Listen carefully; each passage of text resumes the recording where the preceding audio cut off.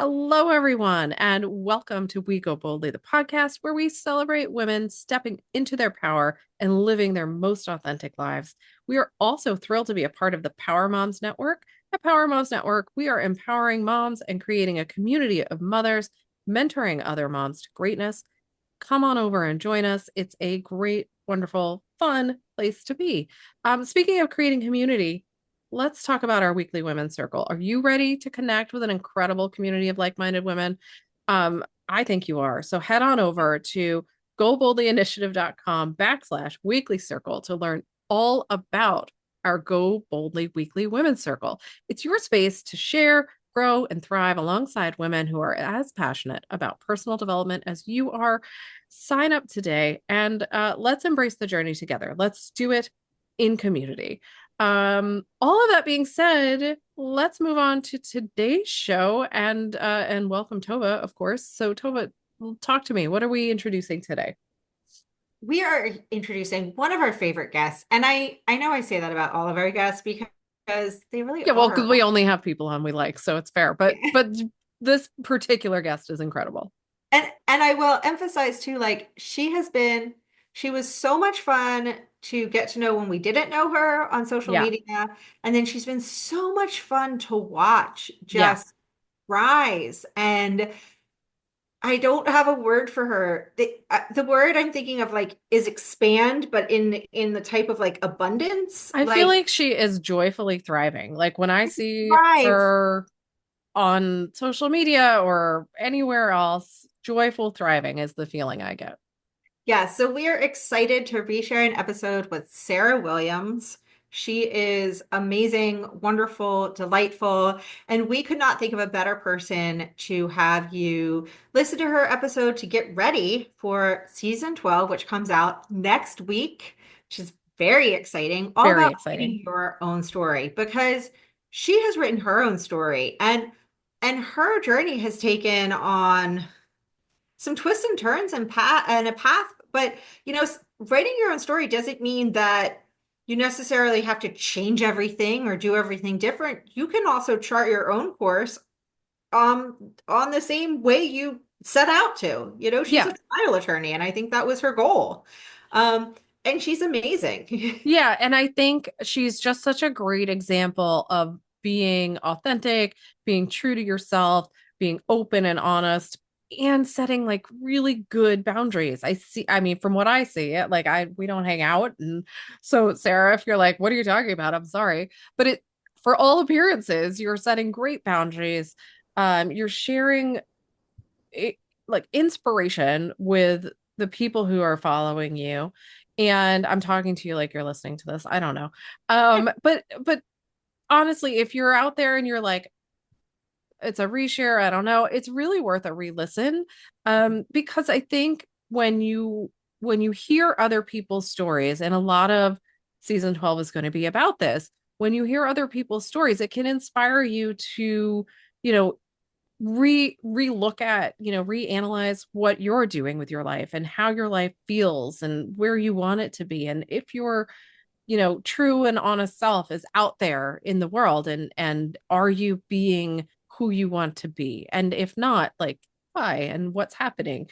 And so that's why we wanted to share Sarah's story in her own words, and how she talks about faith and how she talks about embracing her power and gratitude and all these incredible things, and the way in which she has um charted a path through life. And it's just, I think it's very inspirational, so I hope you will too, and I hope you'll listen in and join us. And as Tova said, um come back next week when we start season 12. I'm excited for this season. I need this season. We always say that. But we do these topics because there are ways in which we can all grow. And I think season 12 is no different. So I hope you'll join us there. And we'll see you all back here next week, everyone. The Power Moms Network, empowering moms to lift the world.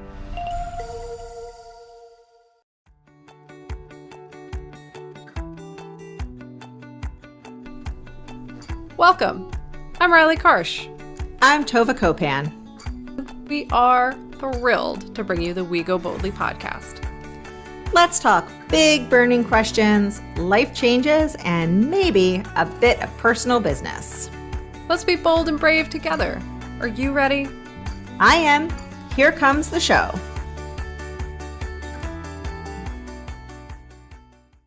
Hello, everyone, and welcome to We Go Boldly, the podcast. I am Riley Karsh, one of your co-hosts, and I am here today with my lovely, fantastical, wonderful, amazing, just fabulous co-host, Tova Copan. She knows her name. We're working on a new intro. Work in progress. We're working on it. We're working out the kinks on that one, everyone. We are thrilled to have you with us today. It is interview day, and as everyone knows, I love interview day. It makes me super excited. I love getting to know people, hearing about their stories, their personal lives. Everyone knows I am real bad at small talk, but I am real excited about just nosing into people's personal lives. So this gives me a great excuse to do that. So I'm very excited about interview day. Before we dive in and meet our guest today, I do want to say hello to my fantastical friend Tova and ask her how she's doing and how embracing your power is going for you this week. How's it going? Well, I think I told you that a couple weeks ago, maybe. Maybe I just told myself. I don't know. It's the same thing. Telling yourself is the same as telling me at this think point. So. I think so. I'm really going to work on saying no as much as I can. Yes. Over the next 3 months. This is just, we're leaning into no, because I said a lot of yeses over the summer, and then I was like, wait, what committee did I sign up for that meets in September? Yeah. So that is how I'm embracing my power, is saying no. I will say, with the one caveat that we have a big election coming up. Yep. And I am saying yes to things that have to do with the election. So I think those are all really great boundaries. And I know you hate boundaries. Well, you don't hate boundaries. I think but they're you great. Hate I just my endless talking. Talking about boundaries. So I don't actually know when anyone's listening to this. But by the time you're listening to it, I will have written at least 100 postcards. And I'm pretty excited about those. My bite is, my eyes are bigger than my stomach. My bark is bigger than something is bigger. I always sign up for more postcards than I actually can mentally do. But I'm like, You know what? We're doing them. I like it. Hallmark movies are about to come out, and they will keep me company while I write these postcards, encouraging people to get out and vote. So I am embracing my power by saying no more. I like it. And not just saying no and saying yes. So let's be clear. You're embracing your power by being intentional about your boundaries. There we go. Let's put it out there. But I will say, though, not to harp on the no of it all. Yeah. But one thing that I've gotten much better at is saying no to things that I don't want to do. Mm-hmm. And so I'm also working on saying no to things that I do want to do, and just recognizing that that's brutal. We only have so much. It sucks, man. It's hard. We only have so much time. Yeah. But speaking of time and things I do want to do. I know. I almost started clapping, which is totally inappropriate for a podcast. Just going to put that out there. All right. Well, I appreciate the support. I am so excited for our guest, mainly because I've never actually gotten to speak with our guest before until 5 minutes. So I'm extra excited. So I am so excited to introduce all of you to our wonderful guest, Sara Williams. No surprise, Sara is an attorney, because we love attorneys. Well, we do. Yeah, well, they know how to embrace their power. That's right. Sara is currently practicing at Alexander Shunnarah Trial Attorneys, which is headquartered in Birmingham, Alabama, where she handles primarily trucking, wrongful death, and catastrophic injury litigation. She's amazing, as far as I can tell. She has collected over $30 million in verdicts and settlements on behalf of her clients, including a $12 million verdict against the Birmingham Max bus system arising out of a collision caused by the transit system's failure to properly monitor the health of its drivers. And I will just say, and I'm going to hop on my soapbox for a moment, it's litigation like this that keeps it safe for all of us to do things like riding a bus Yes. and making sure that rules are followed and regulations are followed and laws are followed, often falls on the backs of attorneys like this. So I am so thankful. A little more about Sara before we welcome her on. From 2017 through the close of 2021, she served as the managing attorney for her firm. So that is a big, big job. And she was able to grow the firm during that time to include over 100 attorneys, 400 staff members in, let's see, Alabama, Florida, Georgia, Tennessee, Mississippi, Louisiana, Arkansas, and Massachusetts, which is, kind of an out there one. And probably there's a story there. Prior to joining the firm, she spent the first half of her career defending truck companies and drivers, and recently returned to a more active practice after her time as the managing director. And in 2021, the reason she stepped away from her role as managing attorney was to refocus on her litigation and then really develop a very impactful and powerful social media campaign focused on empowering women lawyers. Obviously, I could keep going. I don't want to because I want to say hello. So hello, Sara, and welcome. Hi. How are you? Hello. Great. How are y'all doing today? We're good. We're so excited to have you on the show. And Trying not to spend too much money on Amazon Prime. Oh man. Yeah, right. How is it so early? It's just like it's here. It's a secondary one. That's Oh what's my happening. gosh. Right. Now, just not to get totally off course, but will there be another one? Well, I think there'll be another one on like Black Friday and Right, then Cyber okay. Monday. Cyber Monday. I don't know. It's just- It's all lies anyway. They just should That's fine. cut the prices and let us shop to our heart's delight. I don't know though. I don't know. But what if it's not? I know that's how they Right? get you. They sucker you. The How they fear. get you. Oh Okay. man. We are super excited to have you on the show today. And we were talking about this a little bit before we started recording. We feel like we know you because we've been following you. We've been internet stalking you like creepers. And so, I'm sorry if I'm too informal because I feel like, I know like too much about your life as it is, but we're going to just dive in and get to the heart of the matter here. As you know, this season we're talking about embracing your power. Your bio like clearly shows that you have embraced your power. What is it, or when is it, do you remember the first time in your life that you felt the most powerful, or that you even felt powerful? What moment was that, and can you describe how it felt for you? That is a good question. I don't think I've ever had like one particular moment where like the light went on. I feel like there, and I talk about this in the book I'm writing. I for some reason I was born with like a powerful voice, which is always off-putting as a little girl. My mom tells a story about when we were stationed in Holland. My oldest brother, who was 5 years older than me, was getting bullied on the playground, and I grabbed my middle brother, who's like a year and a half older than me, and I'm like toddling around, and I toddle across the street and say, "Hey, you guys need to leave my brother alone because my daddy's in the army and he's got guns and we'll come back and beat you up." And so I think that, and I truly believe that children are born powerful. Like if you think about children and how assertive they are, I actually think that you go through a phase where that power is quashed, and you are made to feel like you should not express that. So I do remember elementary school being the time period where I felt like maybe I'm too much, I'm taller than everyone, I'm louder than everyone.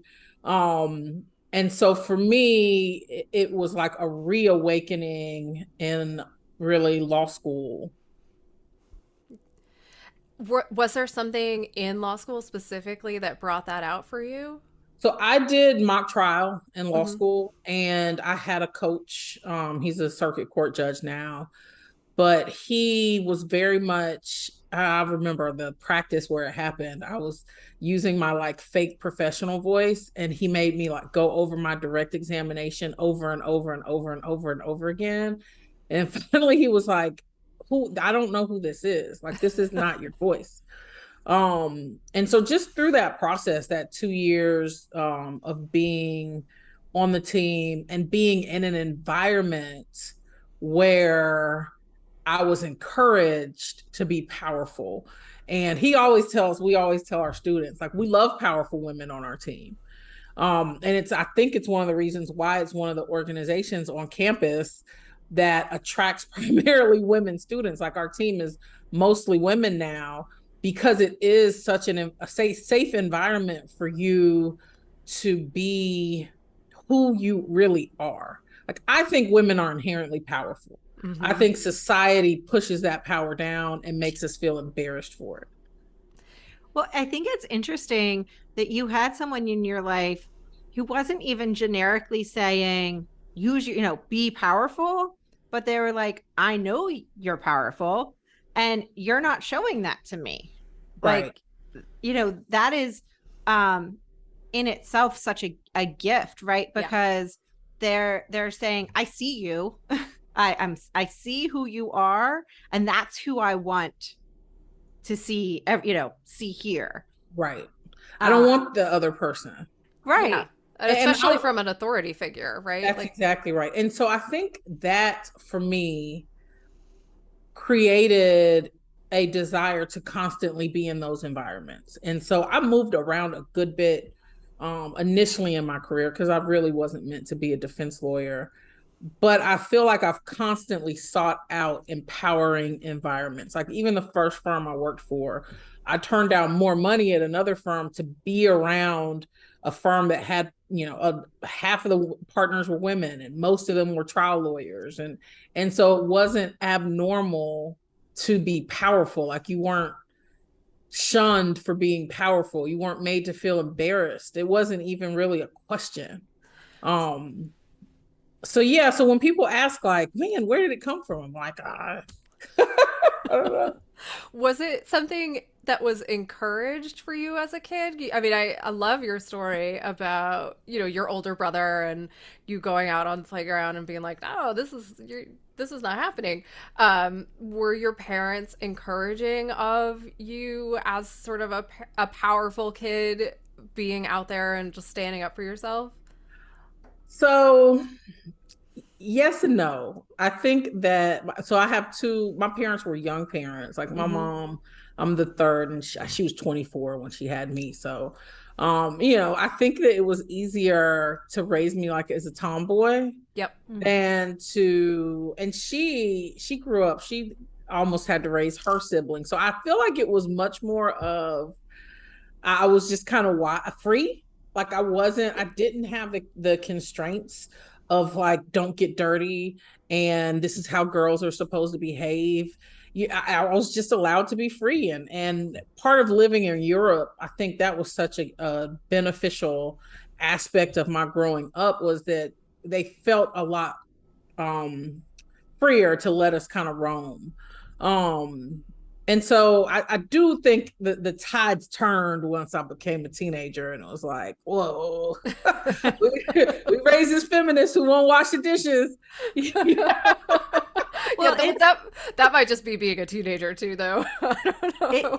yeah, I mean, it's something that I think if you I know with my kids, it's like, I want you to be outspoken, I want you to stand up for yourself, I want you to do all these things. But if inside the home you could just be sort of more mild and like a better listener, that would be really Right. helpful. Like, That's right. that, That's right. and it's a hard balance, because you don't want to send kids like those mixed messages. So Yeah. you're like, well, I guess you're just gonna stand up to me too. Yeah, that's Okay. tough. It is such a difficult balance. So yeah, my daughter's 9, and Mm. I'm always so proud of her because she is going to raise her hand in class. She is going to not be ashamed of her opinion. She's going to ensure that she's heard. But like you said, like, you can't encourage kids to be that way at school, and then they get home and you're authoritarian Right. and you don't give them any sort of voice. And so we have a lot of conversations about when it is appropriate to push back and when it is appropriate. There are times where you need to just listen For example, things that deal with safety and, Mm-hmm. things that may be dangerous. And then there are times when, um, that are open for discussion. And I try to include her in all of our decision making. If we're going on vacation, if, how are we decorating the Christmas tree? Because I think it is important, especially for girls early on, to feel that they are important and that they need to have that analytical, skill set, and not that decisions are just being made for them without any explanation. Yeah, I'm in a similar boat. I have a 9-year-old daughter as well, and it's man, it's tough. Listen. Um, but she sounds very similar, and it's the things that we go through are like, is this the argument you want to have? Right? Like, is this the thing we're going to argue about? And it's okay if it is, but you have to pick and choose because we can't argue everything. So, is this the thing that we're going to fight over, right? Or Pick your battles. is this the rule that you want to go to fight over school with, right? Like, That's right. is this the argument we're going to have with the administration? It's okay. Like, I'll go with you and we'll have the fight. But is this the one? Because we can't have every one of them. And it's an interesting, it's such a learning curve for me to like, because I was the kid who had every fight, right? Like I was so confrontational. I had every fight with everyone all the time and was never curbed. And so it's always interesting to me. I, similar to you, like grew up very tomboyish and very free and did not have a lot of limitations put on me for better or worse. And so I didn't really understand that concept of picking your battles. I just picked all the battles of all the battles. That's Shockingly, funny. shockingly, I became a lawyer. All right. Um, I was so actually the opposite. I think that so when I was in kindergarten, so my grandmother was 6'2". And when I was younger, that everyone thought I was going to be tall, and I stopped growing in the 8th grade. So I'm 5'8". But in kindergarten, I was like 5'3". So I'm in the back row standing beside the teacher, and we're like the exact the same same height. size. Yeah, and so I think that I always shrunk. And so Yeah. Yep. I developed this like people pleasing, let me be quiet. I'm taller than everyone else. Like I'm stockier than everyone else because that's my build. And so for a long time I just was the people pleasing, like barely spoke because I had gotten that, oh goodness, like your voice is deeper for a girl, your voice is stronger for a girl, you're tall for a girl, and so you're just like, I'm being othered so much. Yeah. Like, let me just try to float under the radar as much as I can. So that kind of brings up kind of my next sort of question is like, is there a time that you remember where you felt your weakest, or you felt either because something internally or just because of the world around you that you felt whatever I don't know if weak is the opposite of power, but let's say weakest, the opposite of that feeling of powerful. I think college for me. Oh, my camera. Oh, okay. So for me, it was college. Like I got kicked out of Florida State my first year because I was hanging out just like Wednesday through Sunday. There was this club in Tallahassee called the Late Night Library, and so I'd tell my parents we were going to the library. Um, but that wasn't me. Like I'm such a nerd. And I don't like, I like to hang out, but I really don't like going to clubs. Um and when I do, but I was so hell bent on becoming something other than, my nickname in high school was super nerd. I was so hell bent on becoming something other than that I was so much more of a follower than I was a leader. And I was trying to make myself into someone that other people wanted me to be or expected me to be, or to whatever I thought people thought was cool. Okay, my friends from high school are all going to the club, I'm going to go too. And so that that year for me, like that moment, Florida State, they're very kind, right? Clearly accustomed to kids partying and getting kicked out. So they had this whole process where you have to go to the community college for 2 years, and then if you come back, they'll wipe away your grades from your first year. And they'll replace them with your associate's grades. And so I did that in like a year and a half. Like I just really refocused on myself. And I feel like that time period was that year was the weakest I feel like I have ever been. But that lesson was one that I think has been the most pivotal in me deciding I just have to be who I am. When you went through that time period, what was it that helped you kind of key back into who you really are at your core? Like, what were the things that drew you back to yourself? So I stopped going out and I Mm-hmm. started doing the things I enjoyed again. I started reading again. I'm a nerd. And so like I I get think it. you have to spend that time with yourself. Mm-hmm. And I wasn't spending any time with myself. I was spending every waking minute like getting dressed and then going out. So I was either at work or I really wasn't at school. I was either at work or if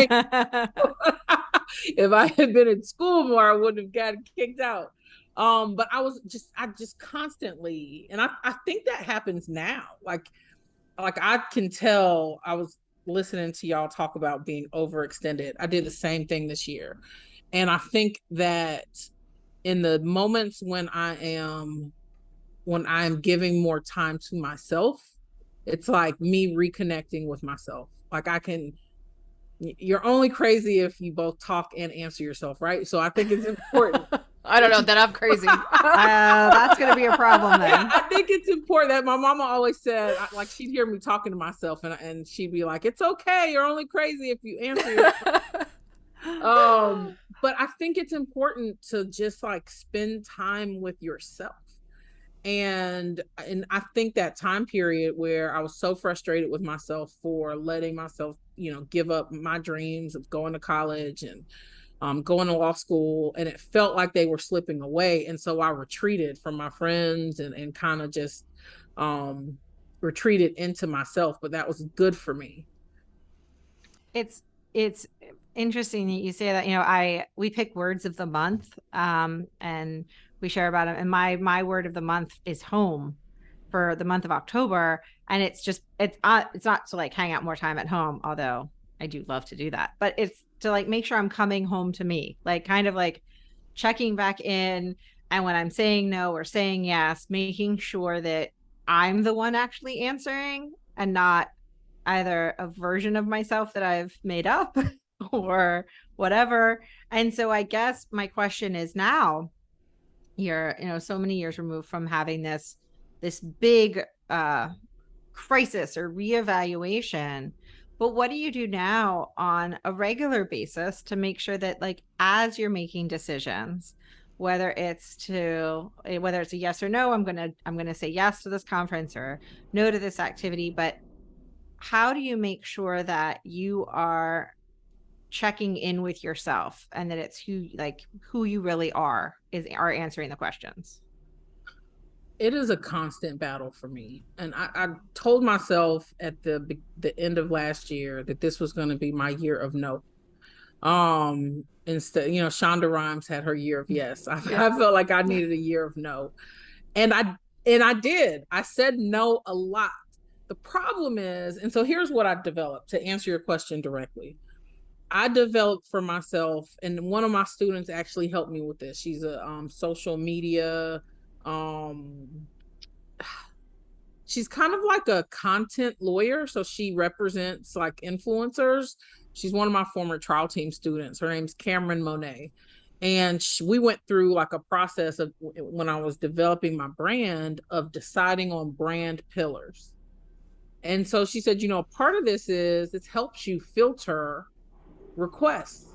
So if the request doesn't have anything to do with your brand, then it's an easy no. And so I started the year out it was real easy. Folks would email me and I just tell them this is not in alignment with my brand and what I'm the platforms I'm trying to push this year.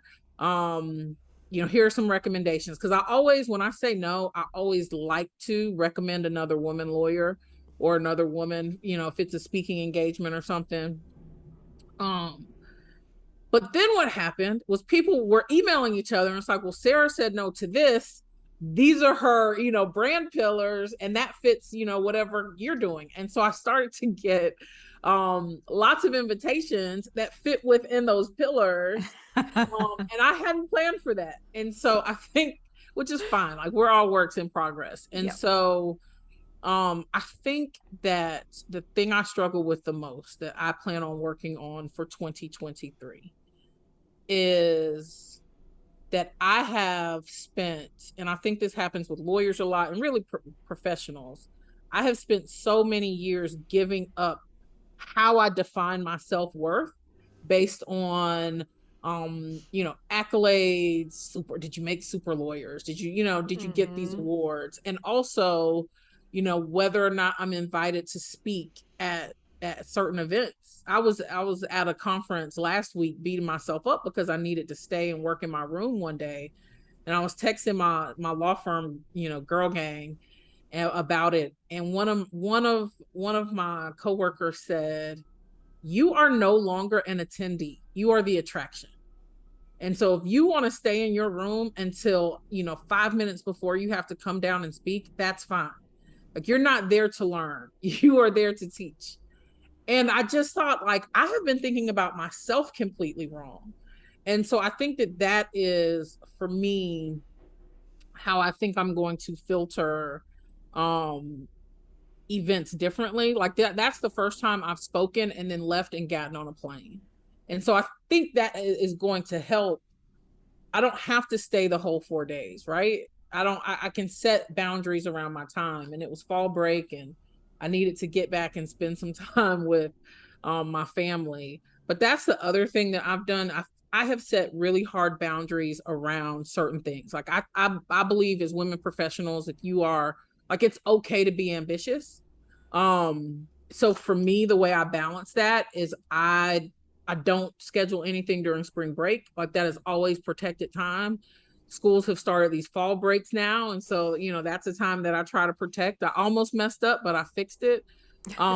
Christmas break. So when there are holidays, and school is out, I try to get the calendar in advance and I block those days. And so I try to block my time, and set those boundaries. But in terms of turning down things, that's like a constant struggle for me. And I think I have keyed on, I have intertwined my feelings of self-worth with always constantly being at something or speaking at something. And I have to work on removing that from my idea of my self-worth as a professional.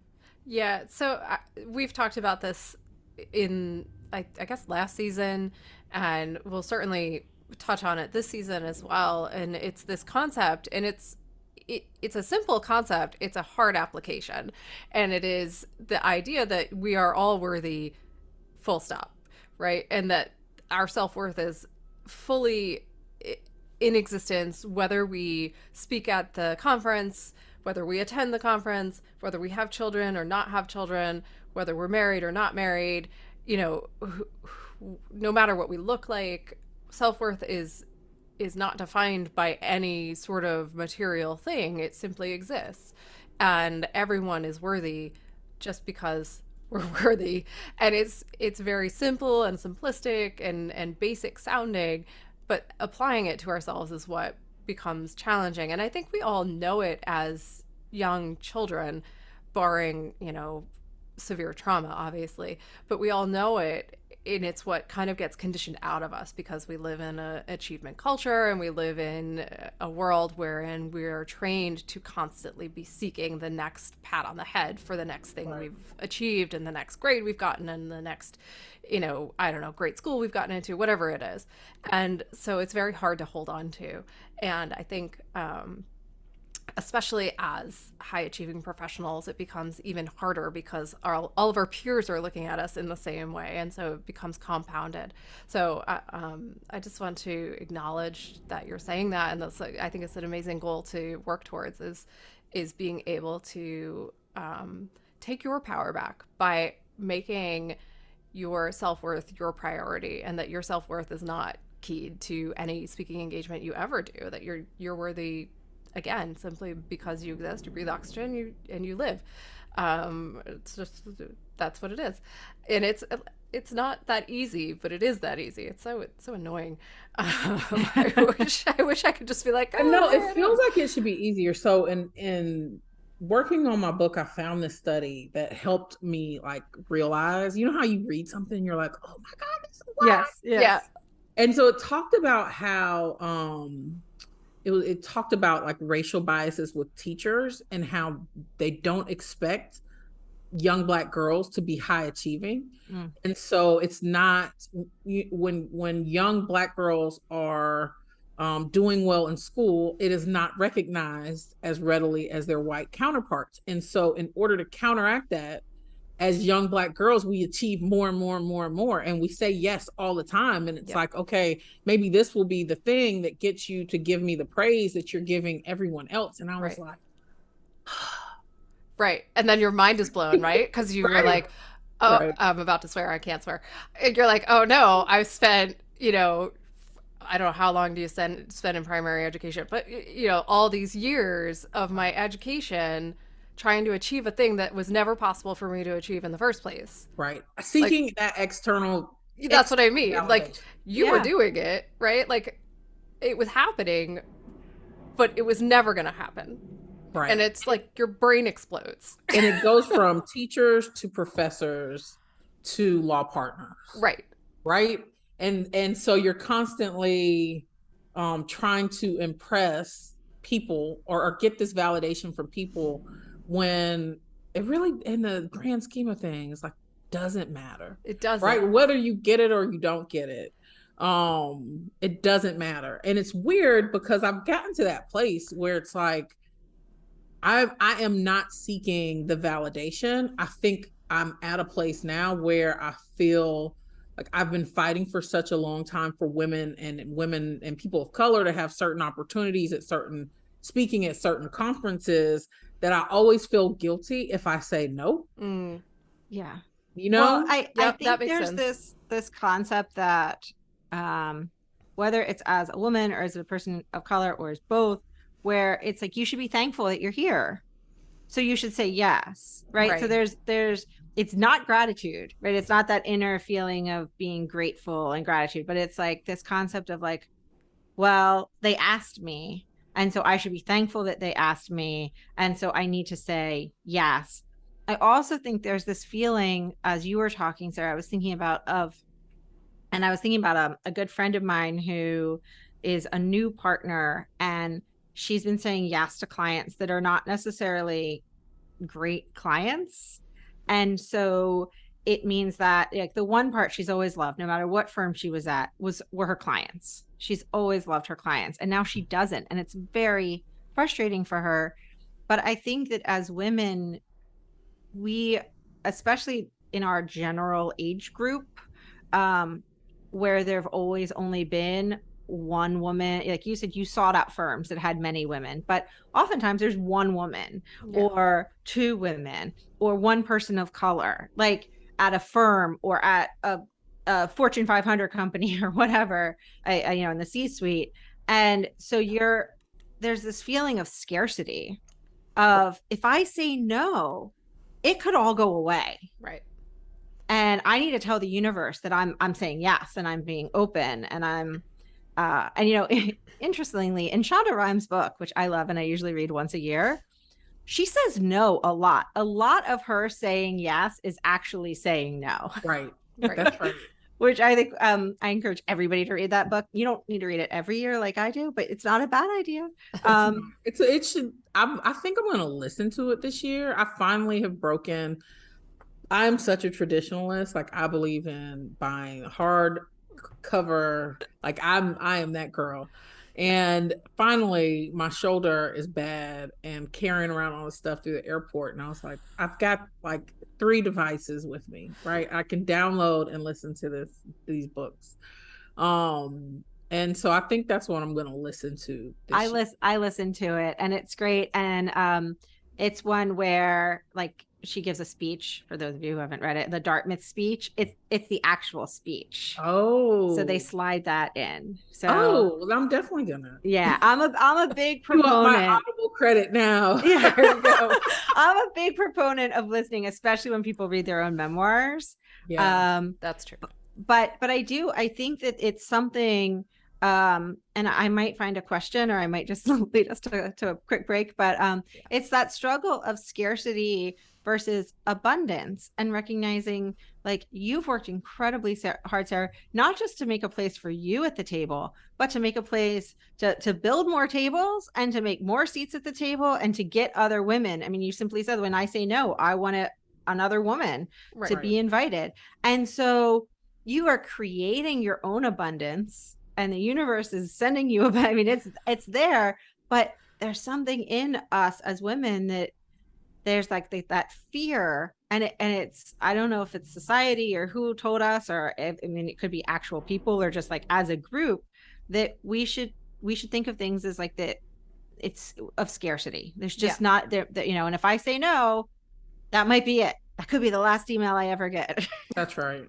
That's right. And it never is. It never is. No, but that is right? the feeling, right? That's right. That is the feeling. I now have folks who are like, hey, we couldn't get you this summer, so we're going to ask you now. And I'm like, I don't know that I want to commit this far. You're like, too early.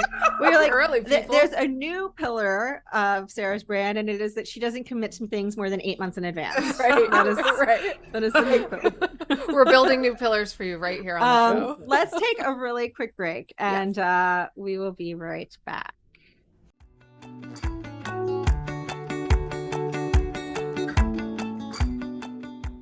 Tova here. I'll admit, when I think of a coach, I immediately think knee-high socks, whistles, and clipboards.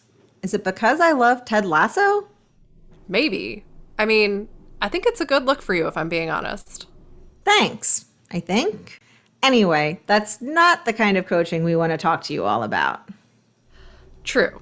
We are talking about life and transition coaching, though I do still love a clipboard and a tube sock.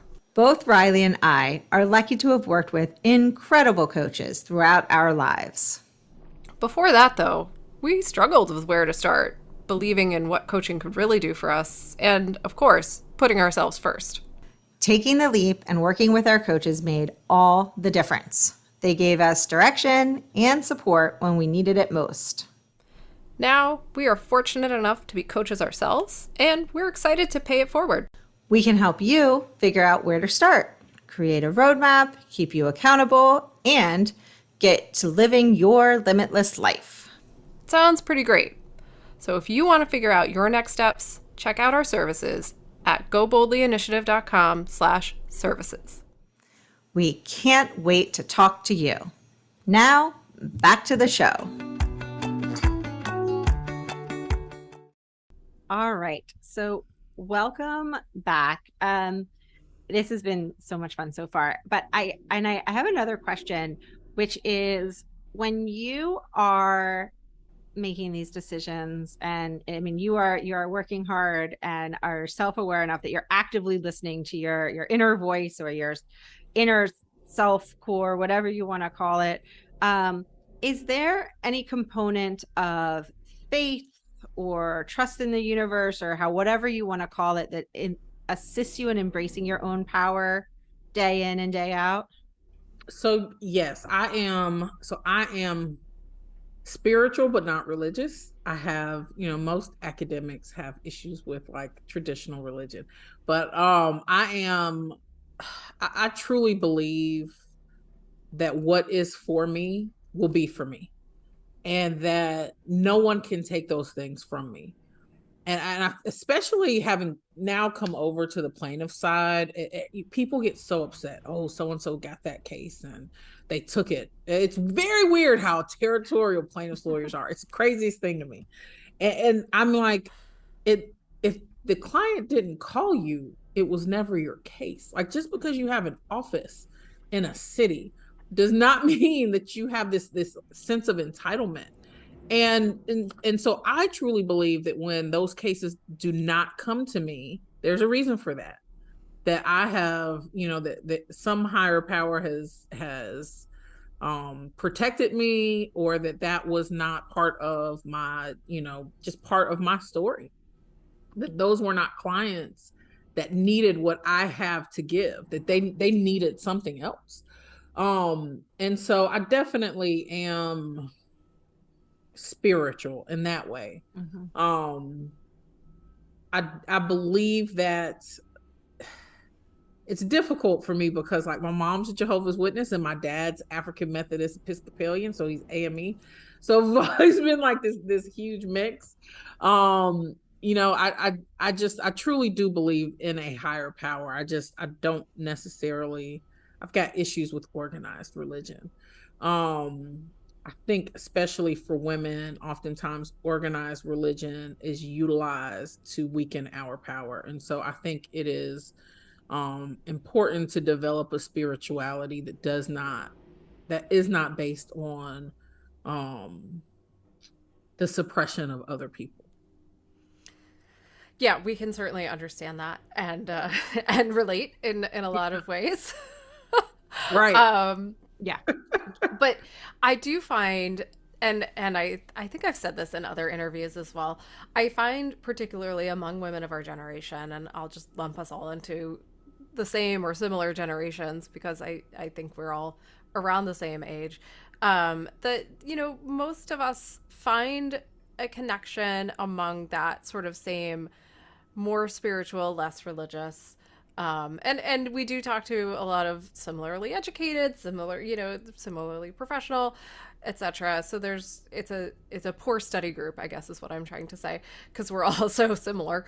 But there is a lot of that connection to spirituality and the idea, and I'm super wooey. I'm always the one who gets all wooey on the show, with my crystals and my like connection to the universe and all those things. Right. But that, for me anyway, has helped me find my own inner voice, right? To connect more deeply with the me of my very early childhood. And so I wonder for you if allowing that sense of spirituality helps you to reconnect to the girl on the playground who was, able to say, no, we're not going to bully my big brother, and I'm not going to worry about having to hunch over because I'm taller than everybody and everybody's telling me to be smaller, quieter, less than. Does that sense of your connection to the universe help you connect to your own sense of power in any way?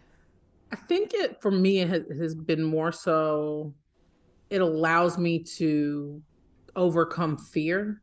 Mm-hmm. And it allows me to ignore when I am connected to it, because I think we all backslide, Yep. but it is the thing that allows me to say, I I believe I can do this thing and I am not going to fail, but I'm also not going to suffer.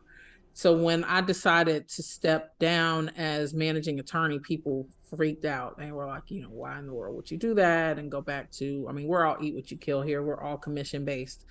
Why would you go from a high paying salary position back to being commissioned and investing in your brand? And I felt, and I constantly feel, a sense that I was, and I think this is part of spirituality, I was placed on this earth to do more than try personal injury cases. I truly believe that.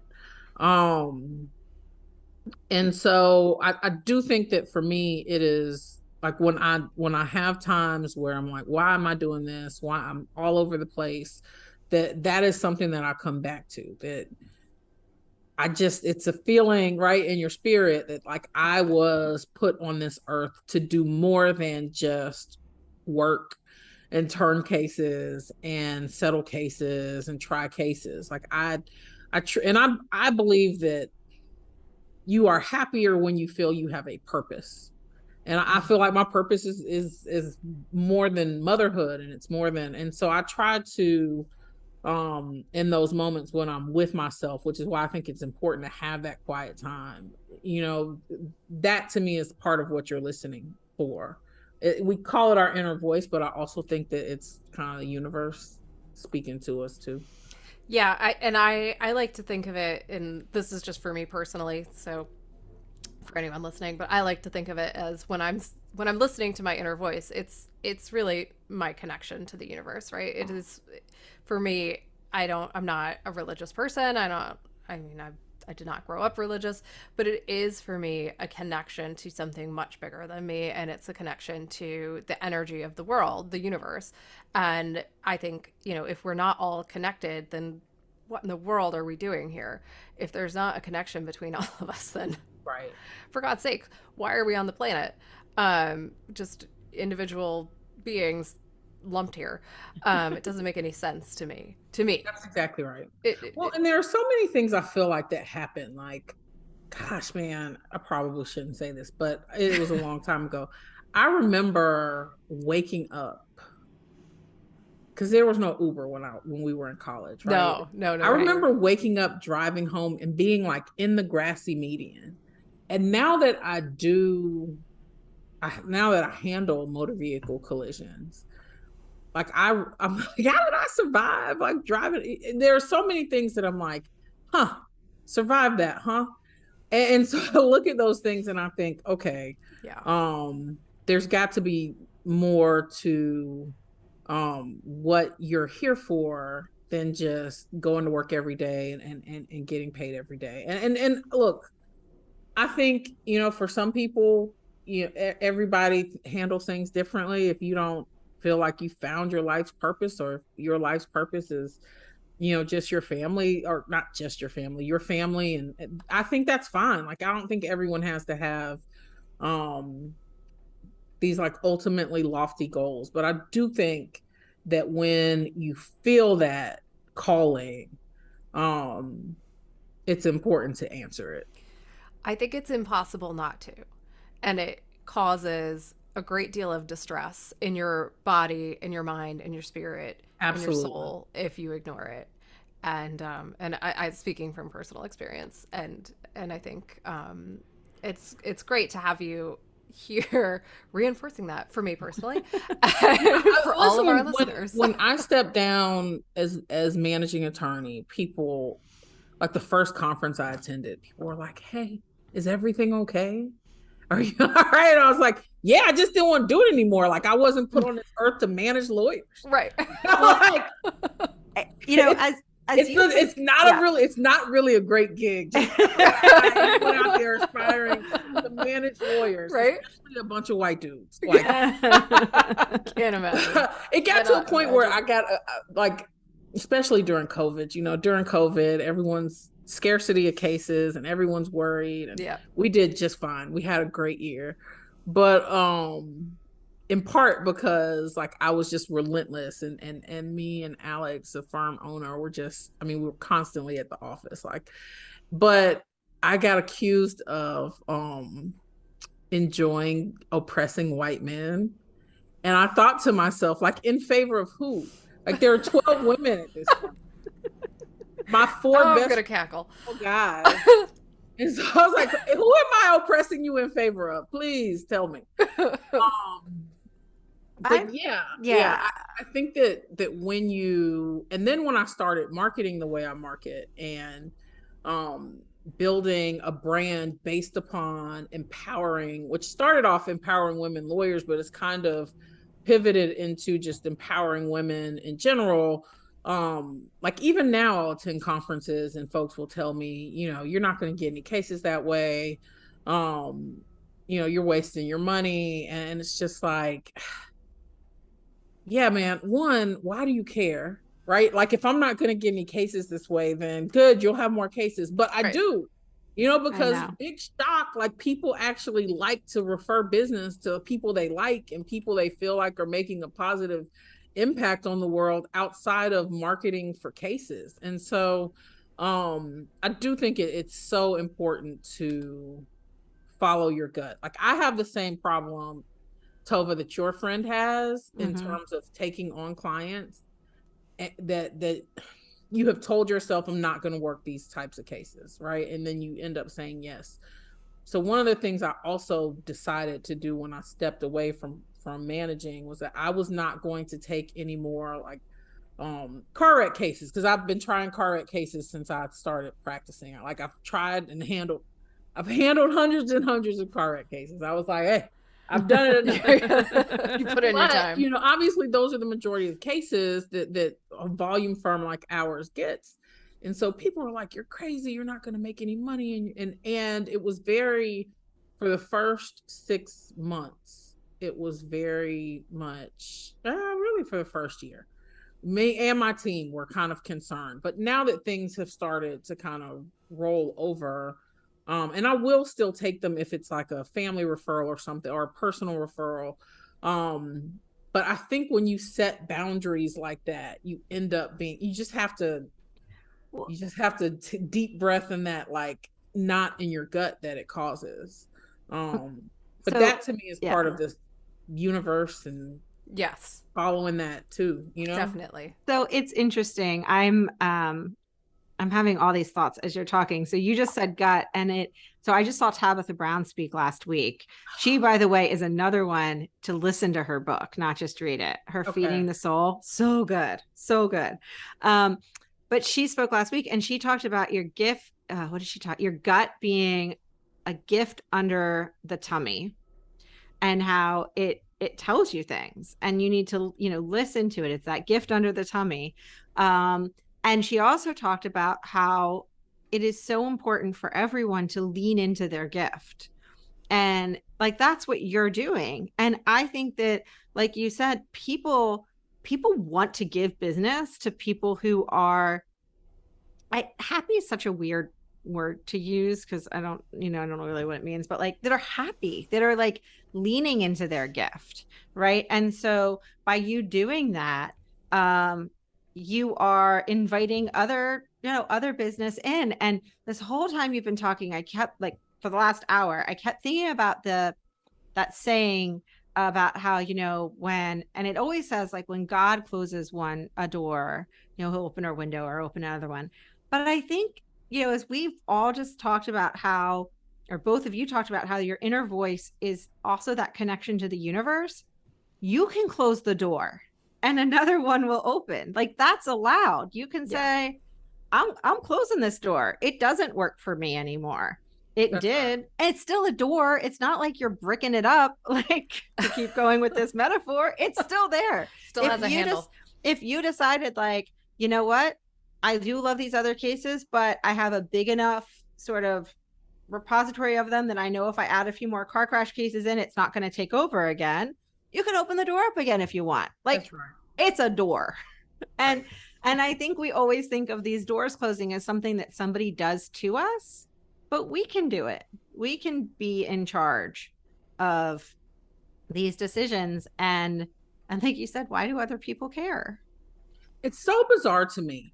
Like that, I will tell you.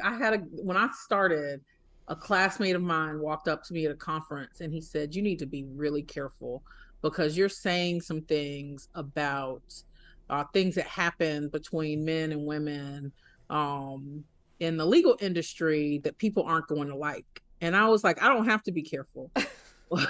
One, because Alex loves me, and so I'll always have good cases. But even if he stopped loving me and stopped assigning me good cases, I'll go get them on my own because I'm confident in my skill set. So I don't have to be careful. And the fact that, like, you're so uncomfortable with what I've been saying that you thought you needed to warn me is indicative that I need to keep saying what I'm saying. Yes. Mhm. Right? Like, Yes. if people are talking about it in their little man circles and saying that, like how dare she, talk about these things that happen behind closed doors, and it's like, boom, we're kicking this door in. Yes. Right? Break Like, that door y'all are not down. going to continue to be able to do these things to us in the shadows, thinking Mm-mm. that we are afraid to discuss them because you control the business. Like, and that's why I'm so adamant about encouraging women to market themselves and brand themselves, because what I have learned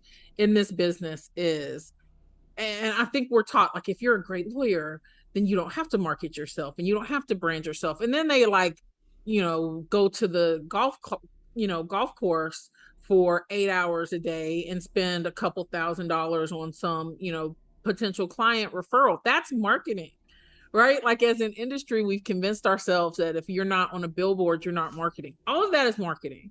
And so, you have to tell people when you've done well and not leave it to these other folks to tell the world. Right. Because you have to be able to. My grandmother always said, one, don't have more kids than you can take care of by yourself. You should always be able in a position where you can take care of yourself. Love it. And I have always applied that one. Clearly I only have one kid. Because that's enough for me. She's one kid and two French bulldogs is a lot. But I think it's important to always be able to walk away from the things that don't serve you and to close those doors yourself. Mm-hmm. And when your gut is telling you this place is not right for me, I think sometimes we think, oh, I've been praying on it and I haven't gotten a clear sign. Well, if your gut is telling you and you're feeling uncomfortable and you don't want to go to the office, right? And you don't want to, hang out with your coworkers, like, that's the sign. Right? Well, yeah, I mean, if your gut's telling you to pray on it, that's probably that's the clear sign. That's exactly right. That's exactly right. And so I think we sometimes, my uncle who was in law enforcement used to tell me that women's intuition is like their most powerful tool. And they ignore it all the time. And he would have those conversations with me in terms of like being in college and being in situations. Yeah. But I like now apply it to business. Like, our intuition is so powerful, but we have been socialized to think that we overreact and we overthink and we should just get along.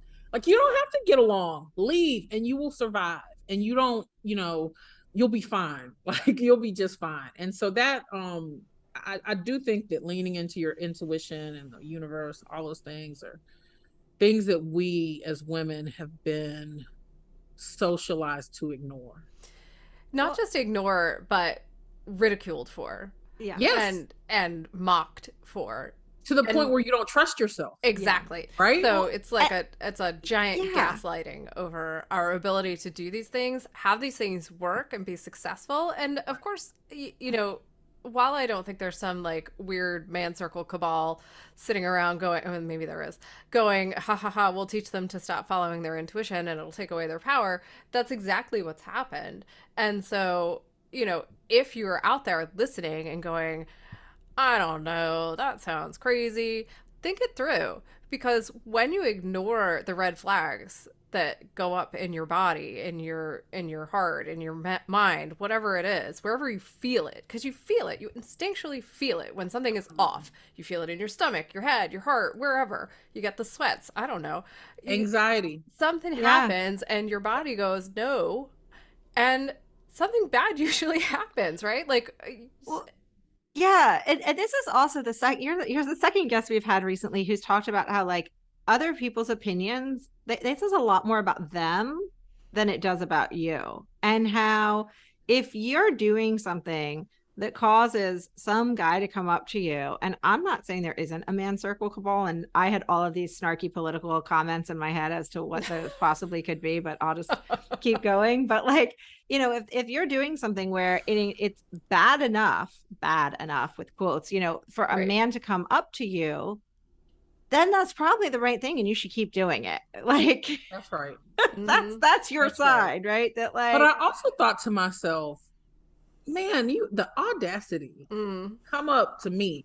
And I have been powerful for a long time in terms of speaking my mind and being very direct. And look, I think he was trying to look out for me.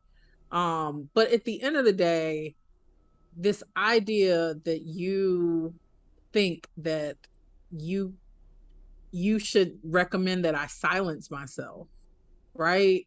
For the safety of what? That I was like, for what? Like to exist in a world where I have to just like listen to, my friends talk about these bad experiences and listen to women talk about these bad experiences.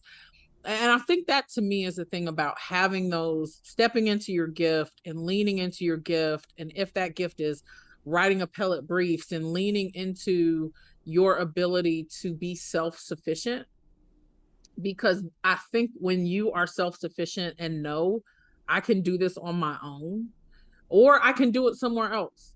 I tell, look, Alex and I, when we used to have knockdown dragouts when I was managing, and I would tell him I would pack my pink couch up and go wherever it is I want to go. I will go to any firm in this state, right? Or I will open an office on my own. But what we're not going to do is either speak to me this way or ignore, these things. Like I just think that we have to have more of that, Right. Yeah. And I'll say this, having been in some circles with just men, and it has been shocking to me the number of times, which is weird because like my platform is women's empowerment. Like the things that are said to me, like recently this guy said, I had one of my associates who took on your call to market herself, and then she started getting cases. I was like, oh my goodness, that's great. How has it worked out for y'all? He said, well, she started thinking too highly of herself and wanted more of a percentage, and she wasn't worth that much. I was like, well, what's she doing now? He said, well, she started her own firm and now she's my competition. I said, well, I guess she was worth that much then. Good for her for not letting you determine what her value was. Oh my goodness. Market, right? Oh my goodness. I mean, the things that it's, and I'm always like, why are you saying this to me? Like, have you not seen my Instagram? Well, we do need to take a quick break, but before we do that, I feel like I have to say this to whoever that, I guess, well-intentioned colleague of yours was that came up to you and suggested that you silence yourself and thought he was helping you out, taking care of you. Men, male people, the way that you help is by silencing the other people, not the women, the other people. So if you're standing in a man's circle and they were saying gross things, gross, negative, misogynistic things, you silence those things, not the women. You silence the misogynistic things. I'm pretty sure you're not listening to our podcast, but just in case you are, that's how that works. That's how that works. So just needed to clear that up because it was making me feel ragey and I wanted to get that out of my body. So we're going to take a quick break. When we come back, we are going to do some rapid fire questions.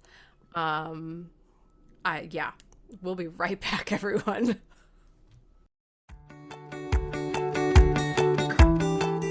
In case you didn't already know, we love talking. True story. More than simply talking, we love researching, prepping, and bringing this podcast to life. We launched We Go Boldly with the goal of reaching people dealing with the kinds of questions and concerns that we also face. Things like how to hear my inner voice, how to make sure my habits are worth it and stick, how do I feel my feelings and still manage to function. After years of personal work and lots of trial and error, we realized we have a lot to share on these topics. Now we've been broadcasting for over a year, and we are proud of our podcast. And to no one's surprise, we still have a lot to say and talk about. We sure do. We need your help to keep going. Every episode takes time and money to create, and we would love your support. So, if you like what we are doing, please support us by joining our Patreon community and becoming a monthly subscriber. Join our Patreon community today at patreon.com/wegoboldly. We are so grateful to all of our supporters. Now, back to the show.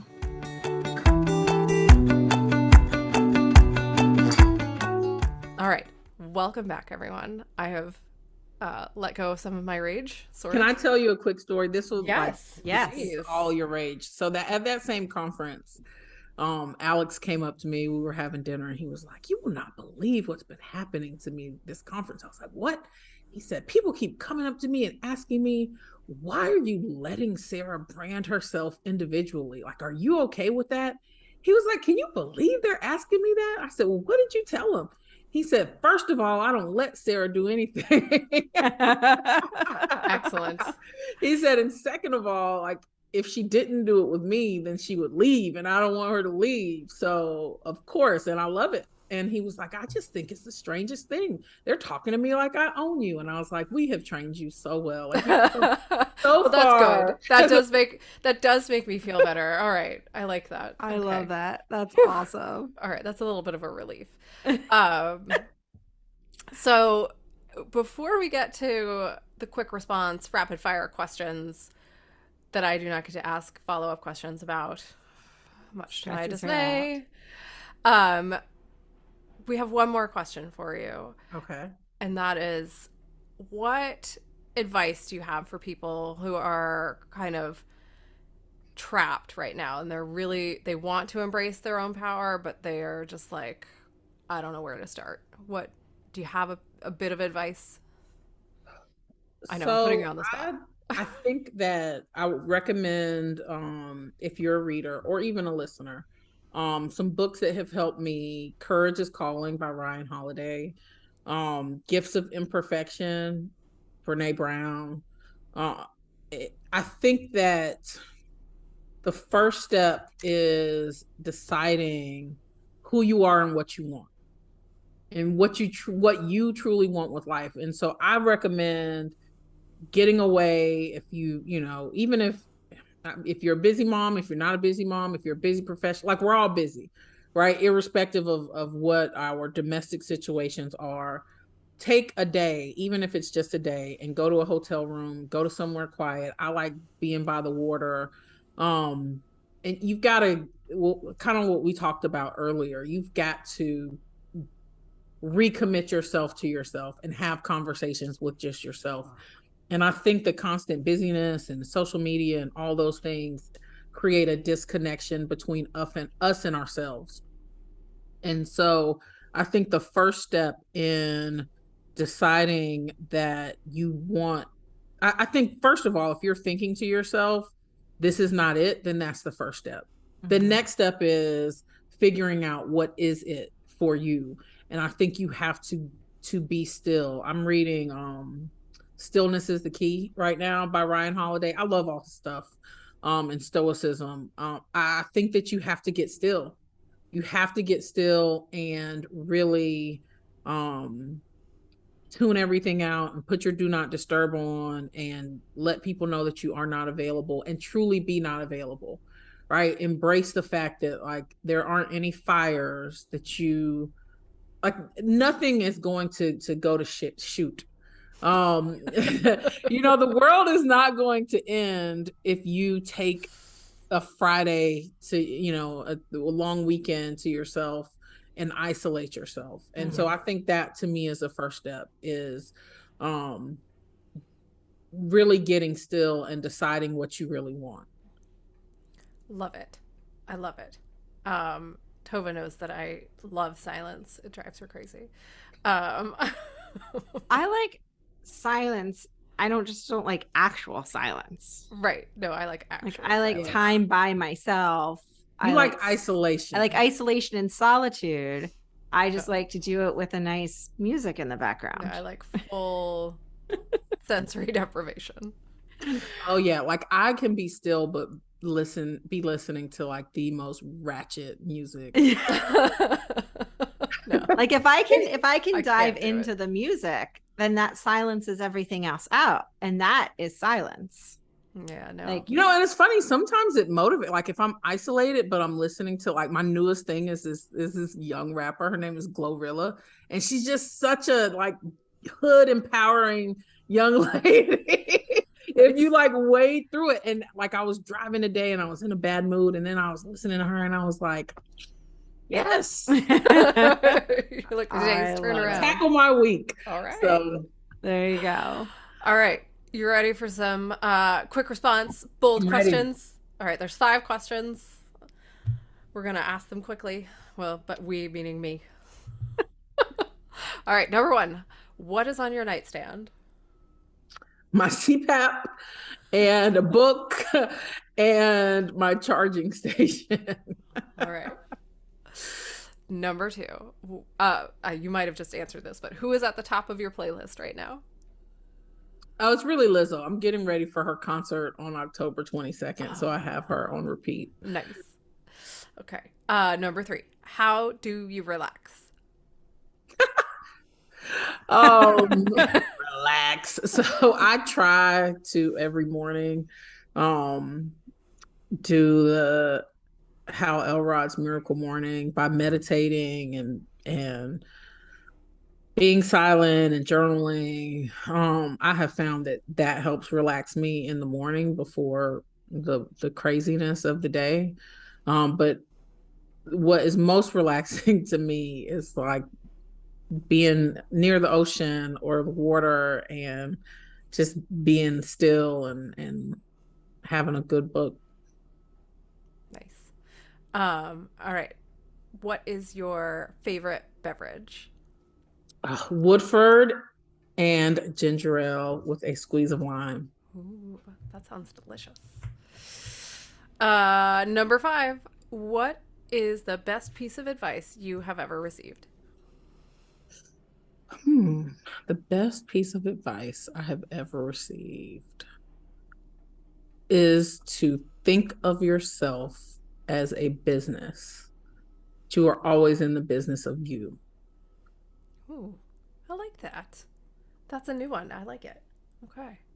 Well, thank you so very much for being on the show today. It has Thank you for been having me. delightful.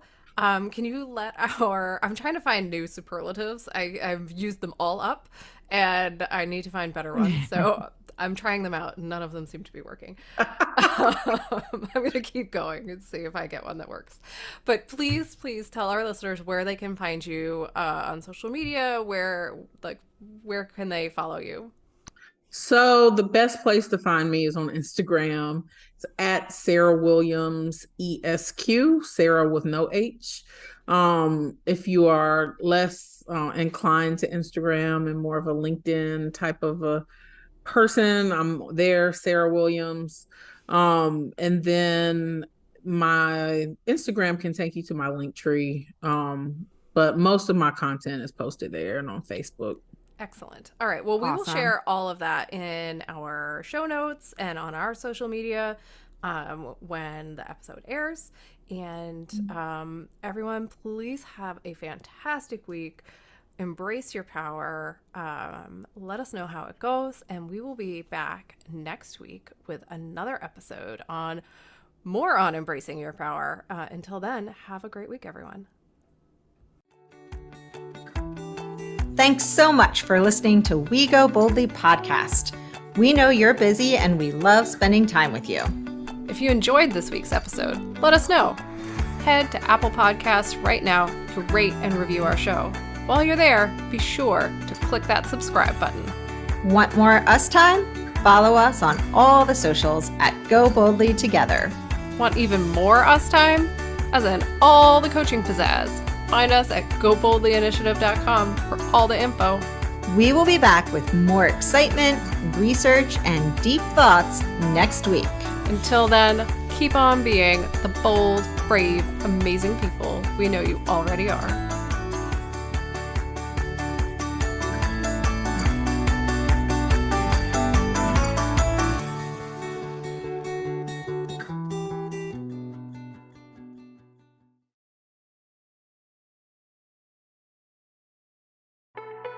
The Power Moms Network, empowering moms to lift the world.